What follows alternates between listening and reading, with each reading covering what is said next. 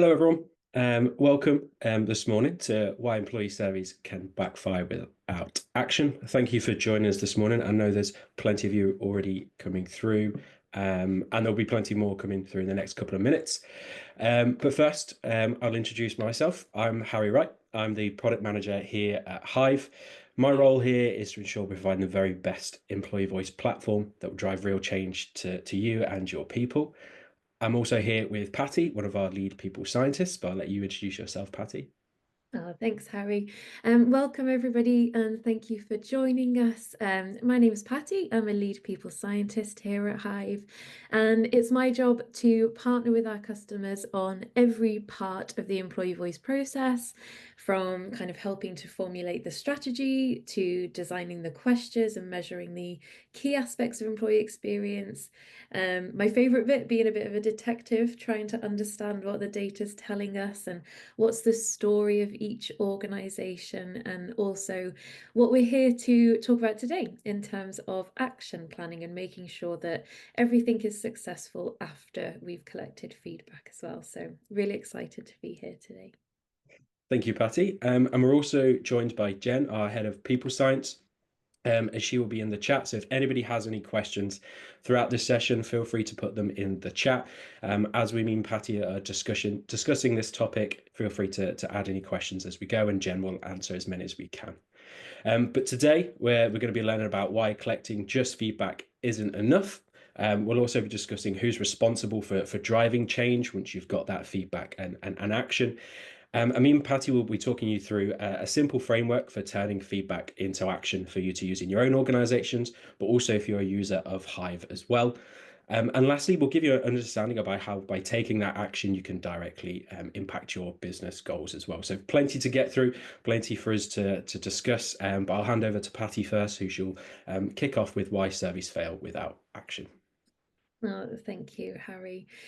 Yes, so a lot of organizations will conduct employee surveys with really good intentions, really believing that kind of gathering feedback will kind of help them to make any changes. But gathering feedback alone isn't enough to foster engagement. Collecting feedback without taking meaningful action can actually sometimes do more harm than good.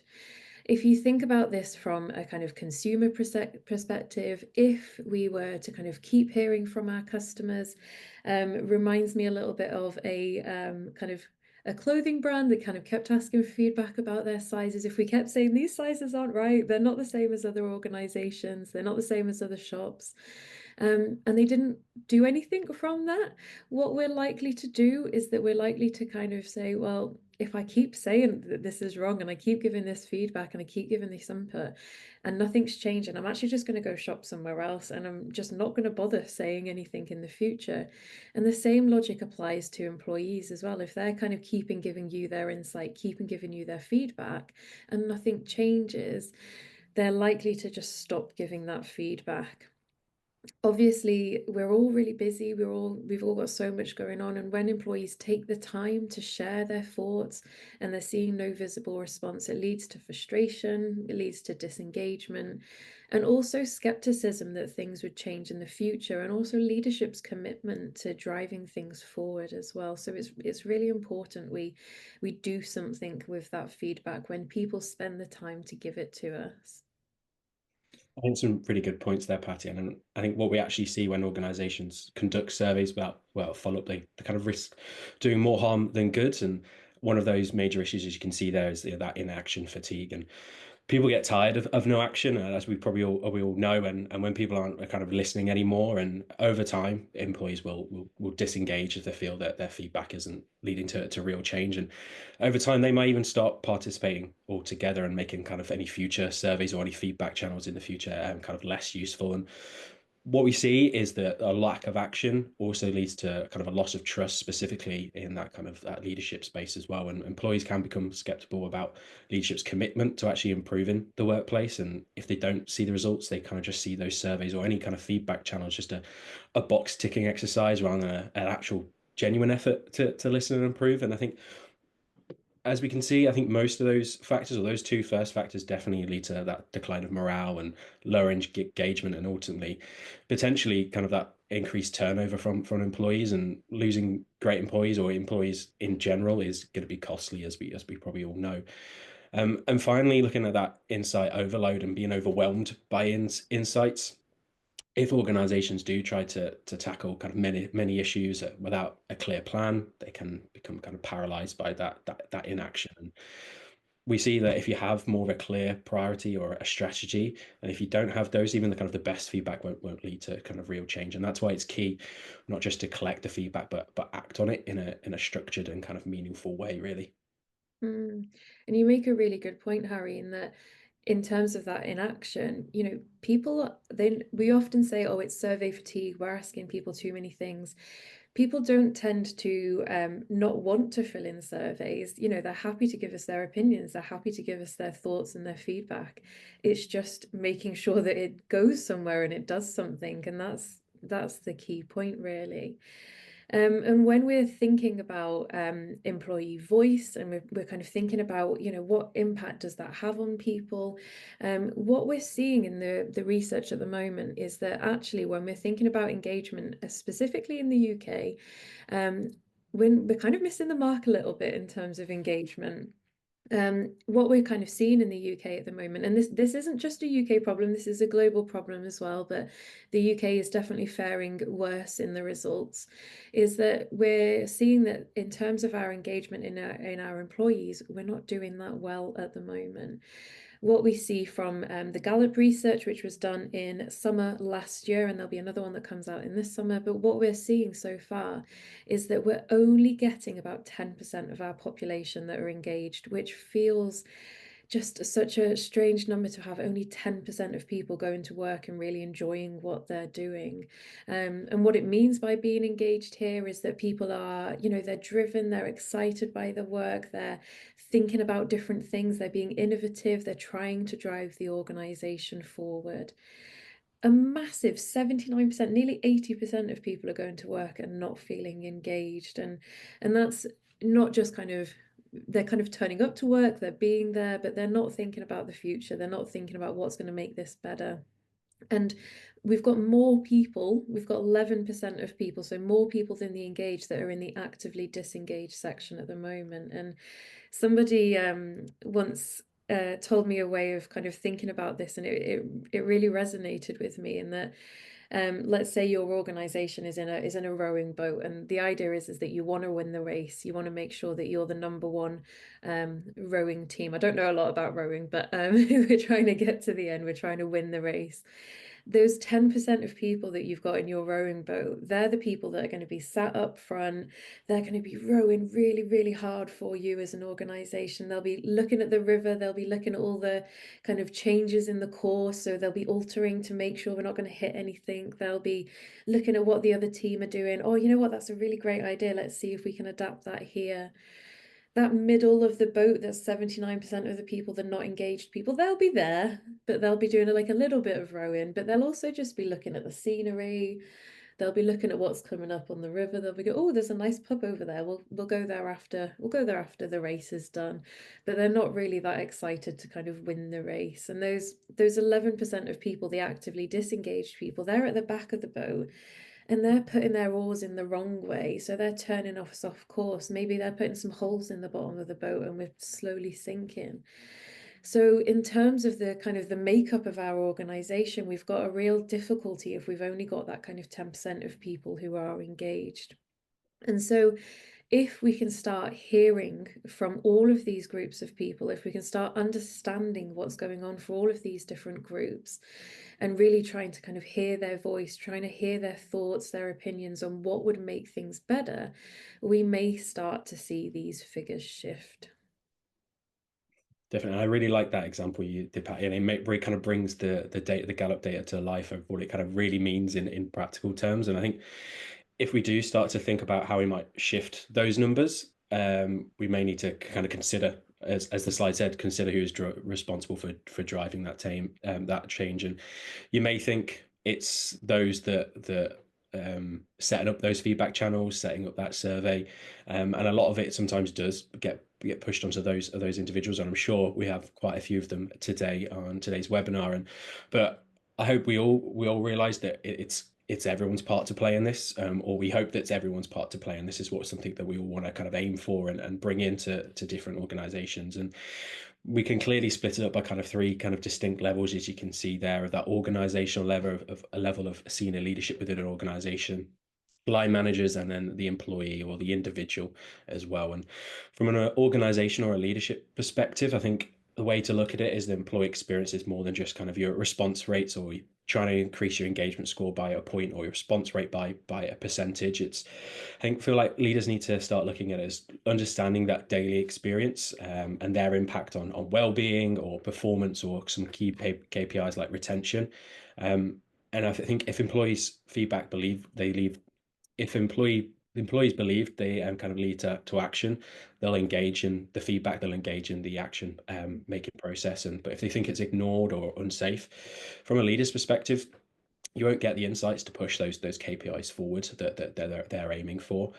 But from a manager's perspective, where they come into this is around psychological safety, and I think that's key for a team environment. And they're there to kind of set that tone, I believe, especially in their environment, whether that's an individual team or if you're responsible for multiple teams. As a leader within a department, it's your responsibility to just kind of set that tone and don't ask who participated or where that feedback has come, and actually close the feedback loop and share a genuine interest in the results and try and act on those insights. And I know that puts a lot of pressure on the day to day of a line manager, but I feel like that is a kind of a key influential area of sitting between your that kind of senior leaders and your employees, and being able to kind of tell the story of the data, maybe from an employee's perspective, but also what leaders are saying around from the organization as well. And then lastly, from an employee or individual, and I think everyone in an organization can put themselves as an employee and wanting to give feedback. But what we see a lot of the time is that employees aren't tired of giving feedback. I think they're more skeptical about action. And when they are looking to give feedback, it's not necessarily, oh, I don't have time for this. It's, do I want to give up my time and weigh that up for the action that's going to come off the back of it, and weighing up that effort to potential impact. And I do believe that managers and leaders kind of can set that tone for the employee, so they can play their part in this role, and ensuring that those teams or your environment is open, it's curious, it's not kind of that defensive or dismissive, and hopefully that can lead to kind of that honest and valuable feedback. And this is definitely something we considered when recently building our Hive Actions functionality in the platform, to ensure that each part of the organization has a part to play in that action planning process. And I feel like, Patti, you've got some interesting insight, especially from a manager's point of view on this part. Absolutely, and you make such a good point here in that culture change is huge. It's such a big thing to achieve, but culture is made up of everybody that is part of the organization. So we can't just rely on one part of the organization to change the whole of the culture. And actually, what the research tells us is that managers are those key change agents, but they need the support there as well. It's all well and good to kind of say, right, so these are your areas, it's up to you, go and do that. But a lot of the time people will go into management positions, they don't get a lot of the training, they don't get a lot of the support, and taking on trying to understand employee feedback and to kind of make actions and changes off the back of that is quite a lot to do. So we need to make sure that they're getting that support. So kind of from above, they need the SLT, the leaders of the organization, to break down any barriers that they might be facing in terms of making changes. And also any areas that they may not have control over. Maybe it's that we need some budget to be able to make some changes. Maybe it's that we need some processes or some policies to change to make some of those changes. So we need the senior leaders to be supporting the managers. But from the other side as well, they cannot make change on their own. Managers can't kind of magically change everything over the night. They need their teams to be able to help them to make the change. And in order for that to happen, they need their teams to be brought in for changes to happen as well. And what the research also tells us is that getting employees involved in what the changes are going to be can help to build that accountability and the buy-in going forward as well. So yes, it's managers have got a really key part to play here, but everybody needs to be part of this as well. So how do we get to a point where we've got that feedback and we want to take that into kind of action and also impact as well? We have put together a really super simple framework for action planning. We know that this role is very important for kind of managers, but also there'll probably be a lot of people on the call today kind of from a HR background. So you might be supporting managers in taking action planning forward. Maybe you're senior leaders and you need to think about how can we take action planning forward from an organizational perspective as well. So we've put together this framework. It's a really simple framework, but it can be used from every level of the organization, even if it's kind of senior leadership, HR, whether it's managers. It can be a really useful way to support kind of from a project perspective in encouraging taking actions forward. We've brought in a couple of experiences and a couple of examples kind of from our Hive platform.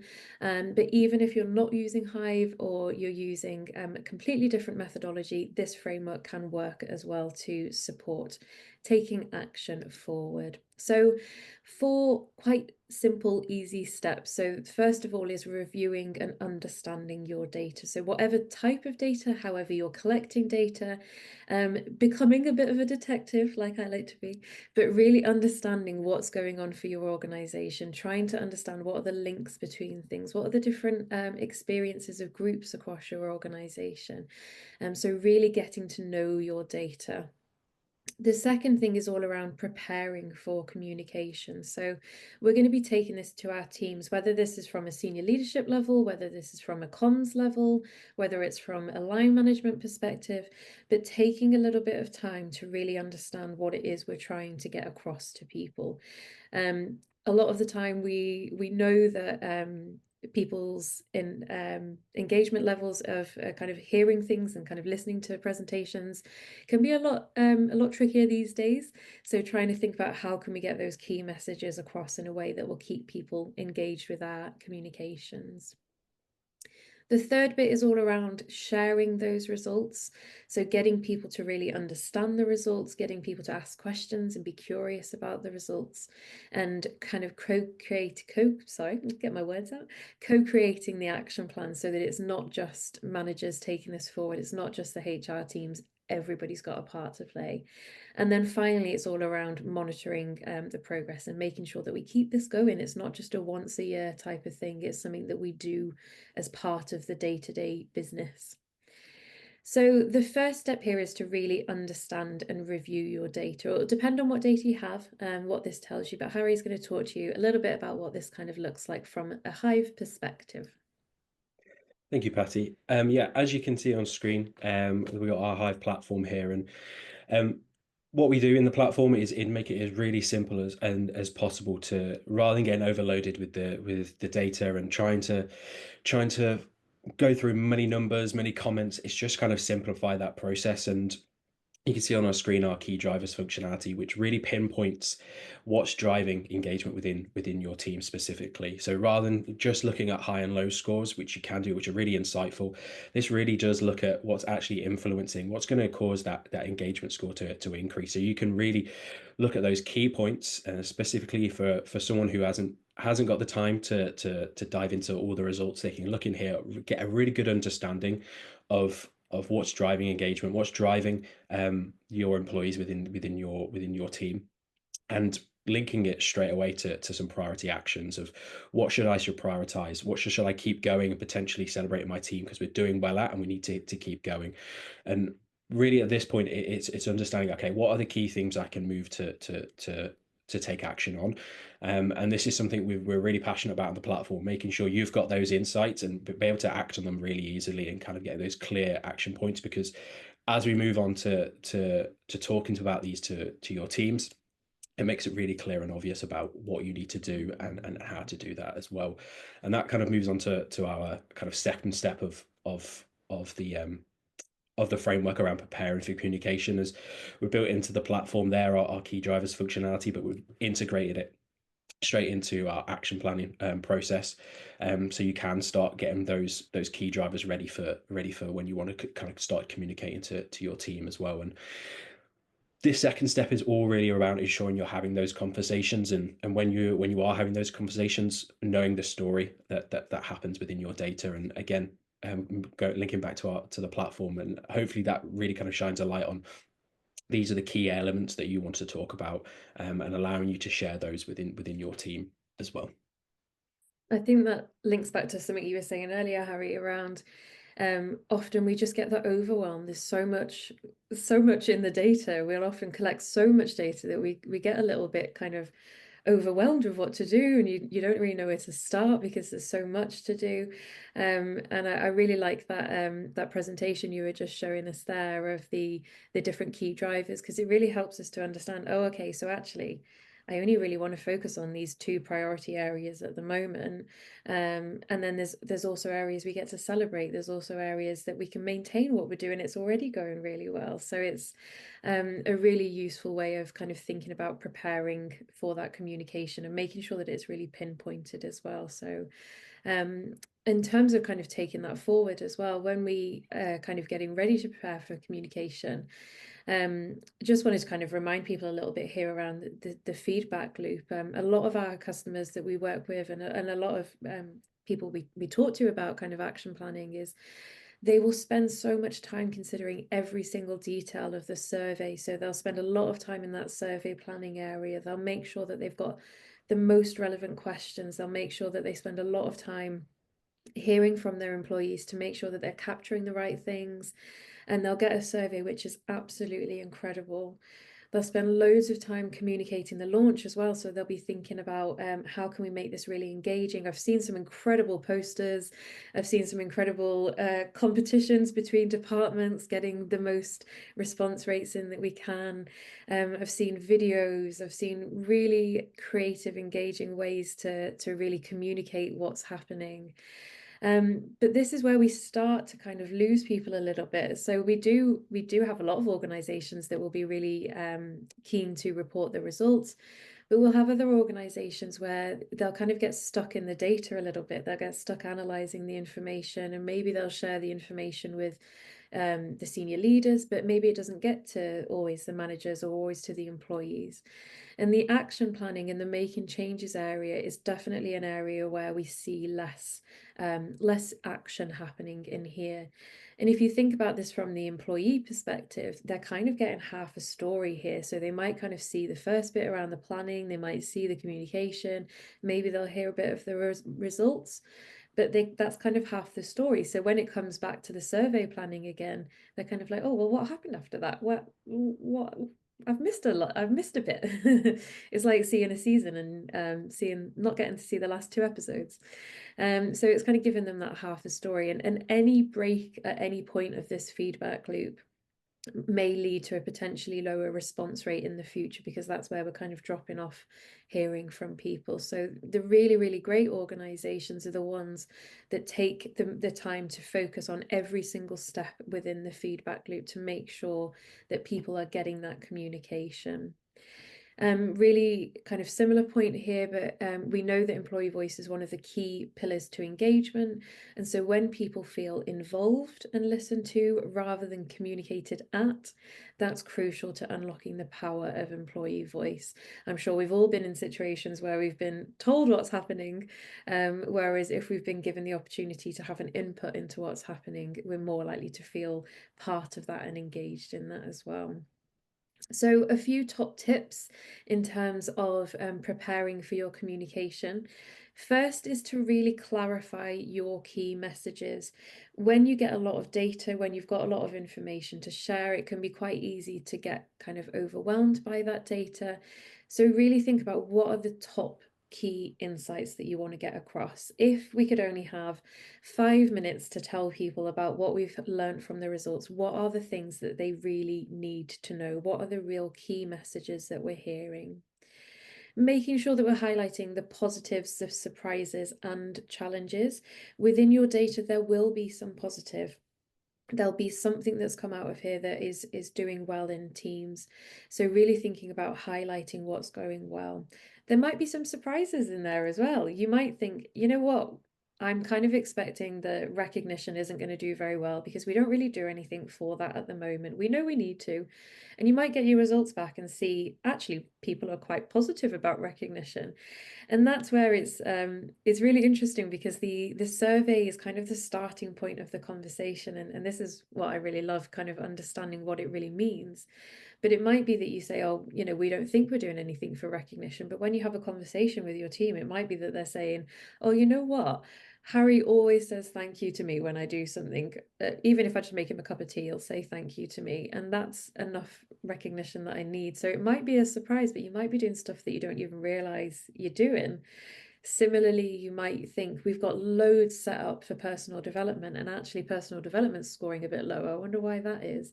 And it might be that the types of development that people are after aren't what they're getting at the moment. So it's really important to kind of challenge all of those. It's important to address issues without any sugarcoating. People work at the same place as you do. They will know that they will know the things that are happening in the organization. If we know we don't have anything set up for health and well-being, and then we report in our results that we're scoring 10 out of 10, everybody loves the offering that we have, people are going to know that that's not true. They work there, so they'll know that. So we want to try making sure that we're not sugarcoating that. And also when you're kind of giving that communication, give that commitment to making improvements, even if you've got really great scores, which is amazing. We can always think of things to kind of keep continuously improving. And if things are going well now, it doesn't mean they always will. So we really need to give that commitment that we're going to keep going on this. Transparency is a huge thing with survey results. As I said, your employees work there, they'll know what it's like. So be transparent, even if you've got those tough results. That transparency also shows that feedback matters. So if people can see that their feedback has been taken on board, if they can see that the results are kind of reflecting their experience, that transparency shows that they've been heard. And as I was saying, this is the starting conversation. So the results will give you that kind of that launching point to kind of start talking. So they give you that real good starting point. It's really important to kind of understand where we do have limits, but to really focus on the improvements. We can get kind of stuck in that hole of, well, this isn't right, and this isn't right, and this isn't right. But actually, let's frame it in a way where we're kind of thinking about the future. What can we do? What's the art of the possible in making things change for the future? And then finally, when you're planning that communication, think about the format. So if you're a line manager and you're taking this forward, or if you're a HR professional and you're supporting line managers, maybe think about different ways that you can communicate the results, whether that's through team meetings, one-to-ones, maybe it's even that we do a written summary, or we do a bit of all of that. You'll know your teams well, so you'll know whether they are comfortable speaking up in team meetings, you'll know if they're comfortable to challenge, but maybe giving people a couple of different options.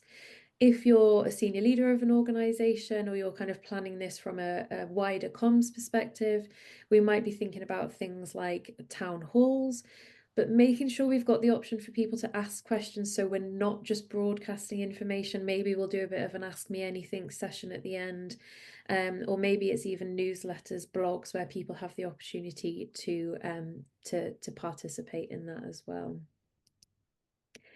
So once we've thought about how we're going to get these message across, it's time to co-create those action plans as well. So if you're coming from a kind of senior leadership perspective, this is where you might do this with your peers based on the kind of the organizational level findings.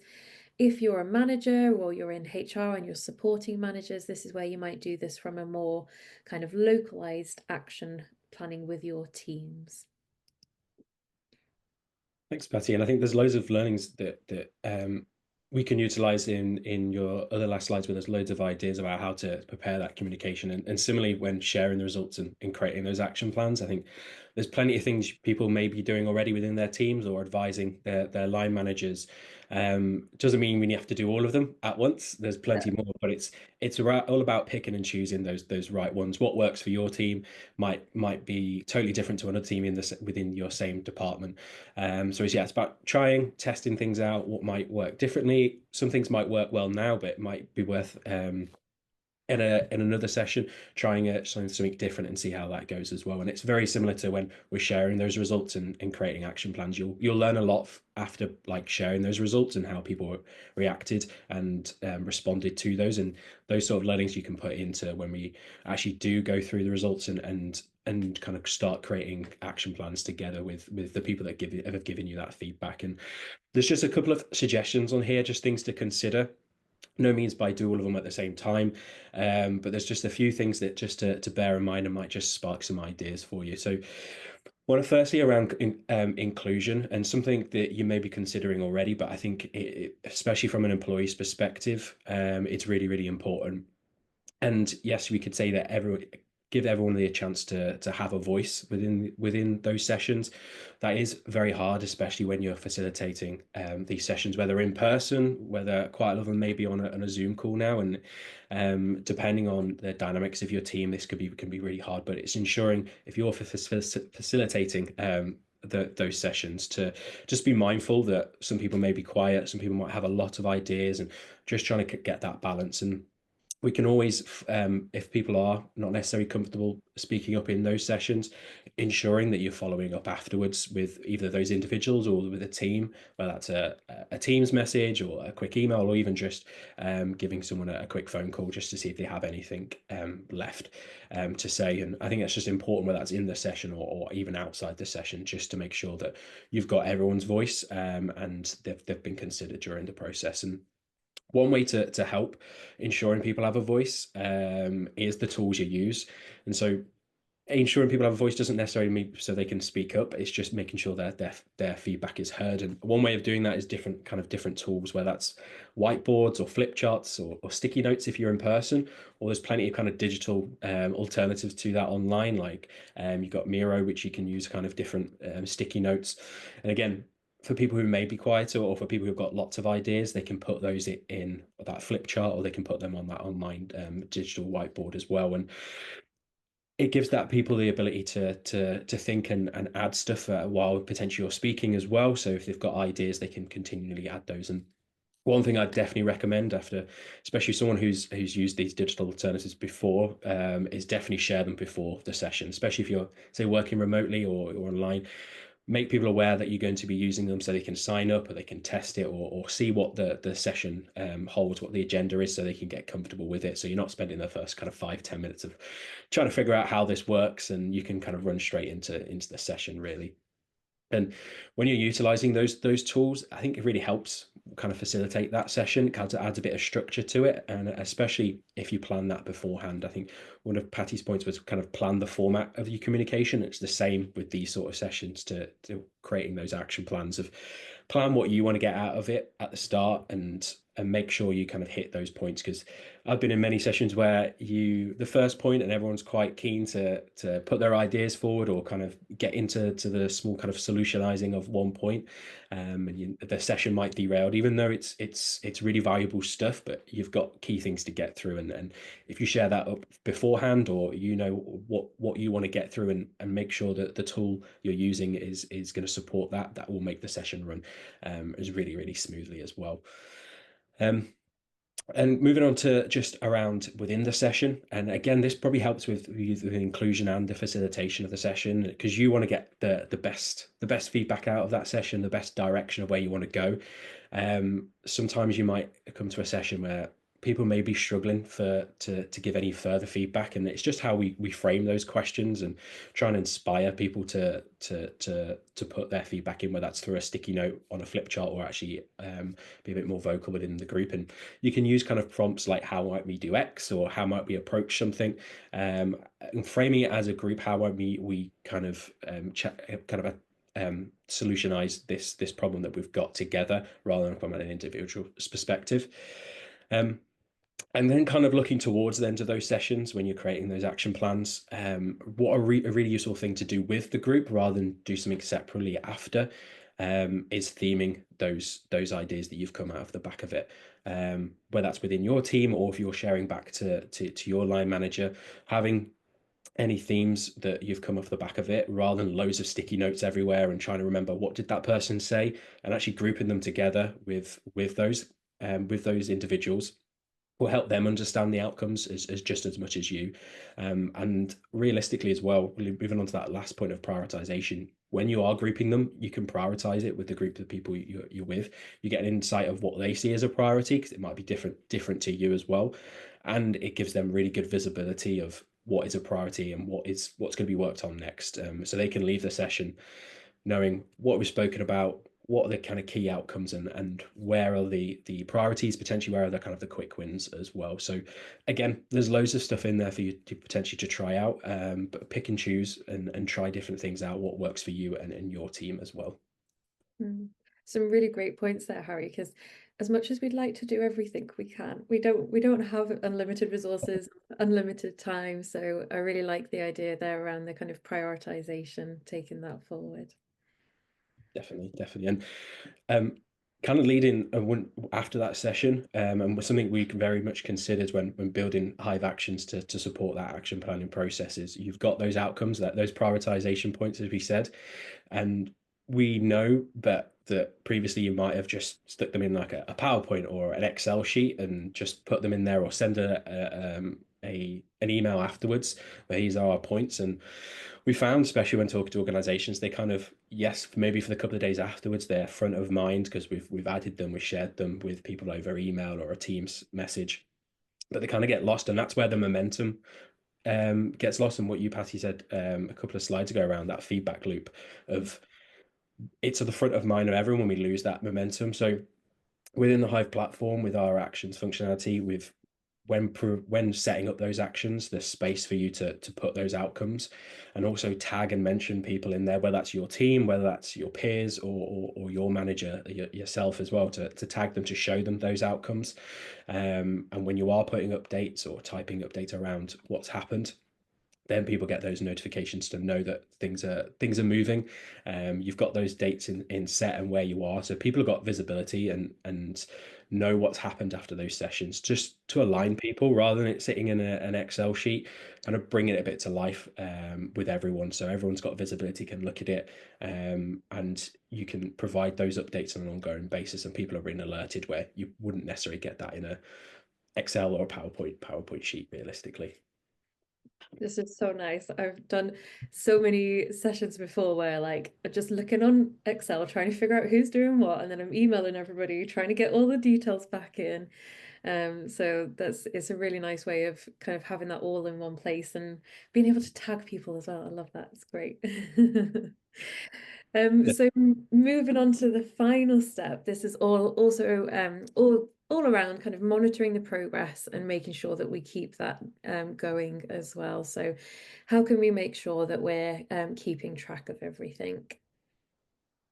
Definitely, and I think it kind of follows on from what we were discussing there, Patti, that once after those session of communicating those actions and bringing them together, it's all about, I think, transparency and alignment. Like any kind of project, it's just making sure people are aware and feel like they're ever involved and can be involved, whether that is the results are positive or negative.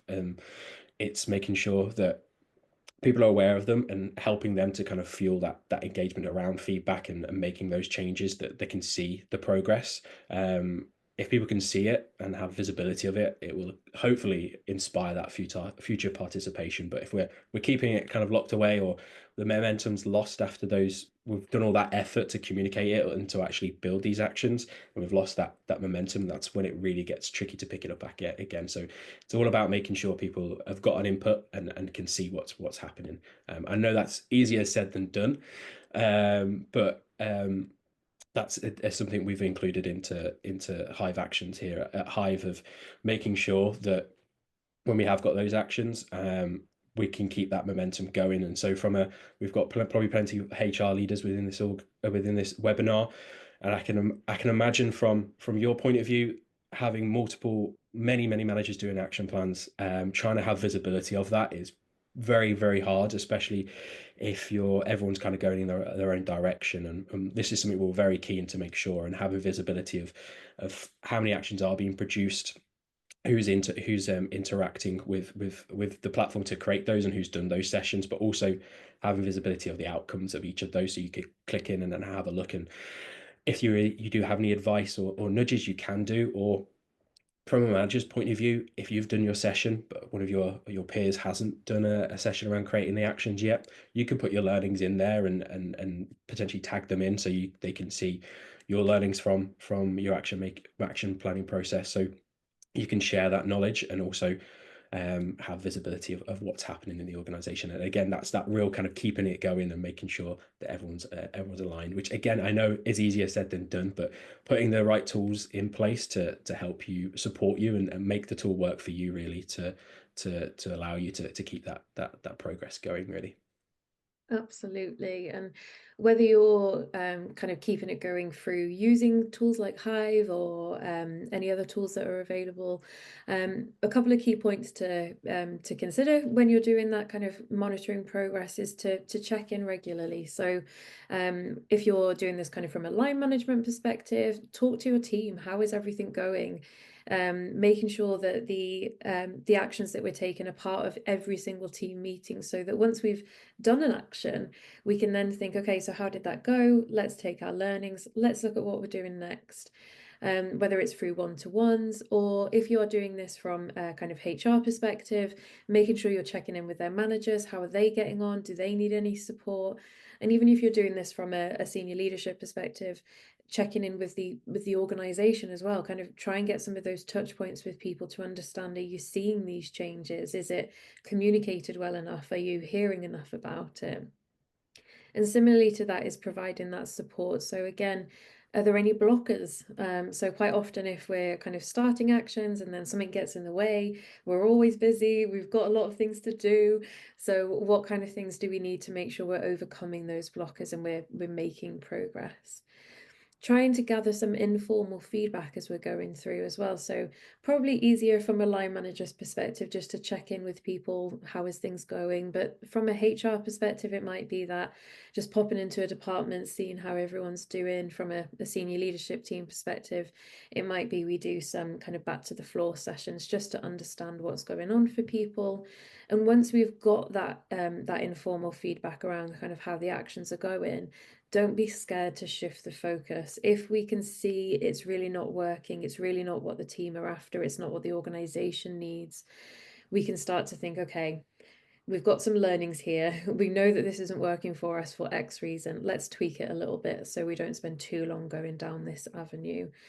And this is where we can also measure impact. So before we even start making changes, if we've got some data to be able to tell us what's happening for us, so what are our engagement metrics, what are our absenteeism rates, what's our turnover like, if we can look at those KPIs before we start making changes, after we start making changes, we can really understand what the impact is, whether that's through pulse surveys, baseline surveys, feedback sessions, interviews. We can really understand the impact of what those actions are having. And the thing that I think is most important is celebrating those wins as well. So if people are trying something new, if people are moving out of their comfort zone, if people are taking a slightly different approach to their job role, I think all of that kind of stuff really needs to be celebrated, to say, you know, thank you for being on this journey with us. Thank you for helping us row the boat a bit quicker. And it doesn't have to be anything grand. It doesn't have to be massive gestures, just a thank you for trying with us as well. So really important point, I think, to bring in there. Definitely. I think as with the other, the second step and the third step, and the same for that last step you mentioned there, Patty, there's loads of ideas I think you can pick and choose from. And hopefully everyone today has got that idea that there's a few ideas that you could probably take away and utilize, and I think, and choose what works for you. And I think we mentioned earlier as well that when looking at response rates and just scores, it's trying to look at those, yes, but kind of look beyond those and look at the KPIs, and utilizing this framework that we've just gone through Yes, how can we get a better engagement and response next time? But how can we link these directly back to, whether that's retention, performance, people's well-being within the organization, those kind of key goals or key KPIs. And I think, how can we relate them directly to support them and the impact it's gonna make on those key KPIs as well. And Patty, you've got a few examples that you'd like to share, haven't you? Yeah, and you make a really good point. One of the things that customers always ask us is, if we do employee voice well, what's that going to impact on the business? What's going to impact on the kind of the key lines for us? You remember when we were speaking earlier about the that little chart where we could see about, 10% of people are engaged, 11% are actively disengaged. We know that a lot of people aren't engaged at the moment. We've got a lot of data. There's a lot of research to say that. And there are a lot of things that will impact how people are feeling. But a huge one of those is misalignment across the organization, is people hearing, oh my gosh, this is the next plan, this is where we're going. That's not going to work. People are often hearing what the next priorities are, they're hearing what the next policies are, and they might think that that's realistically not going to work. It's not, there's all of these things that are going to impact that. That's not going to work, and that's what kind of gets people frustrated. It gets people kind of feeling like their senior leaders aren't in touch with them. There isn't that alignment into the kind of the key performance of the things that the frontline workers are doing. And what we actually see from the research is that only about 4%, it says on here, but of the problems, but also the things that are working well, only about 4% of that information gets known by the executives. And it's not that the executives have to know 100% of things that are going on in the organization, but in order to drive the organization forward, in order to provide great kind of insight, in order to provide great leadership, in order to make sure that we're getting to the great policies, the great processes, they need to kind of have that understanding of what's going to work really well. And this is really highlighted by the Iceberg of Ignorance by Sydney Yoshida, whereby they're kind of saying that, those frontline employees, whether those are, there are nurses and doctors working with patients, there are people working in warehouses, seeing what the production lines are doing, there are people working with customers, providing that customer support. They're likely to see around about 100% of the problems or the things going well in organizations. Supervisors see about 74% of that because they're kind of hearing from those frontline staff. But only about 9% of that gets up to middle managers, and then 4% to the executives. So the people that are taking our business forward, our organization forward, they don't always have the right intel as to what's going to get the best outcome for those KPIs. So a really nice example of this was, I used to work in the NHS, and there was a piece of research we were doing around what could we do to help people within the emergency department in terms of their days at work. And where this kind of came from was that there was a piece of machinery, I think it was an X-ray, that broke one of the days, and the executive team saw that we missed KPIs because the waiting times were missed. So that's a biggie for the NHS, and also they saw that patient satisfaction rates were going down as well. When I was speaking to the nurses and doctors around, what was kind of happening in this situation, what could have made things better, what they was telling us was that the outcome of this was that there was a timing kind of mechanism put on. So we were able to see at what point does a patient come through the door, they get seen, they get triaged, they go to the next bit, they go to a consultant, they get through to the hospital. So they were kind of measuring all the time frames. And the frontline staff were saying, well, yeah, that's all well and good that we can know that information, but what about all the other stuff? And I was like, well, what do you mean by the other stuff? And they were like, well, when this machinery was broken, we had so many people in the waiting room who were just kind of waiting forever and they were really getting irate. So we had patients who were in a lot of pain, and it was really horrible to see that. We had relatives whose mothers, fathers, sisters, brothers were in a lot of pain, and they were really irate because their relatives weren't being seen. We had so many people that there was just litter everywhere. It was really unclean. We had our teammates coming in and it was absolute chaos, and there's just all these things going on. And I was like, okay, so like what would have made that better? And they said, well, what would have been great is if we could have had a volunteer member of staff come along and just talk to people and tell them, give them the communication, so that I could have been given the kind of the patient care, which would have impacted the patient satisfaction scores. What would have been great is if a porter could have come along and moved them to different parts of the hospital, so the waiting times were going down, which would have impacted those KPIs. It would have been great if we could have had a cleaner come down and make sure that the environment was a little bit nicer. Again, would have impacted those patient KPIs. So there was all of this information that was missed that would have actually had an impact on those real kind of key hitting KPIs. So I think that example always helps me to understand, what impact does it have in terms of listening to people? What the research tells us, and what that example always kind of resonates for me, is that people are more likely to feel engaged at work when they're heard. They're more likely to feel effective at their jobs because they're the ones impacting those KPIs and seeing the outcomes of that. And they're more confident to share those ideas in the future so that they can say, actually, this will have a really big impact. And then from a performance perspective, if we're hearing from people, we're more likely to innovate. So we would have had a couple of really good ideas that would have helped us to get through that situation. And we're more likely to adapt well to change. So if people are part of the change and people are ones putting forward the ideas, they're more likely to get on board with it. They're more likely to feel part of the organization. They're more likely to feel like they belong. We'll get those patient or those customer satisfaction rates up, and we're more likely to have people stay in places where they're listened to as well. So it's really important from a people perspective, but also from your organizational KPIs to be able to listen to people as well. Amazing, Patty. And I think that last slide really kind of sums up, I think, what we've been discussing, especially around kind of collecting feedback, is just the beginning of this process. And it kind of shows with that data you were just showing there that actually taking action is that real difference, whether that's utilizing the framework we've used within your teams, or sharing that within your organization, or utilizing a platform like Hive and our action planning functionality. It's all around, yes, getting that feedback, but making sure you've got the momentum, making sure you get to that next step of actually taking action, and finding the real difference in taking action, really. And so what we excuse me, what we wanted to leave you guys today with is just a couple of questions to think about, really, and take away, whether that's to ask yourself in your position, whether that's your HR leader within your organization, or to share with your team and your line managers. And that first one is are we acting on employee feedback effectively? Where are the gaps?